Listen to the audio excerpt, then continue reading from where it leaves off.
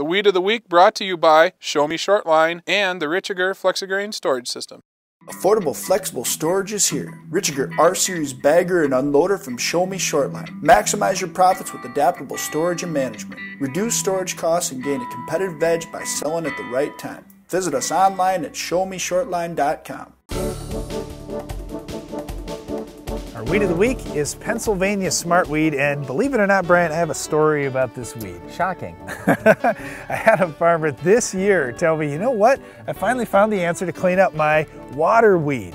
And I said, oh, do you mean Pennsylvania Smartweed? He goes, yeah, Pennsylvania Smartweed. I found the answer to cleaning it up. And I said, well, what is it? You know, is it a new herbicide or something? He goes, no, it's proper drainage. He said, I put in some drainage tile last fall. I hardly have any of that stuff left. What's going on? Well, it does seem to thrive when we have slightly wetter conditions. So it's a wonder we even have any on our farm because we're so dry all the time. But Pennsylvania Smartweed is a little different. There are many different types of Smartweed. So there is swamp Smartweed that I think is the worst because that's a perennial. Pennsylvania Smartweed is an annual. It's not that difficult to control. One of the things though, our dad used to tell the story how he had trouble controlling it with 2,4-D, and that's when dicamba or Banville, when that came along, that was really helpful in corn because now they could finally clean up their Smartweed. Well, today we're using more status in our corn post-emerge. That's dicamba plus another active ingredient plus a safener for the corn. But to your point, we don't have much problem with Smartweed because we get our crop up and growing, and where we have good drainage, we don't really have much issue because crop canopy a lot of times chokes it out. That's why we see it right here on the edge of this wheat field. You won't find any out in the wheat field though. One thing too about Pennsylvania Smartweed that I should point out, you mentioned there are more kinds of Smartweed out there. The difference with Pennsylvania is it's an annual weed. It's a smooth leaf, it's kind of a waxy leaf and stem. When you start looking at a real hairy leaf and stem, you're probably looking at swamp Smartweed, which is a perennial weed. So there is a big difference there. If you have swamp Smartweed, control's a lot more difficult. With Pennsylvania Smartweed, many of the common herbicides do a pretty decent job. Well, in Roundup soybeans,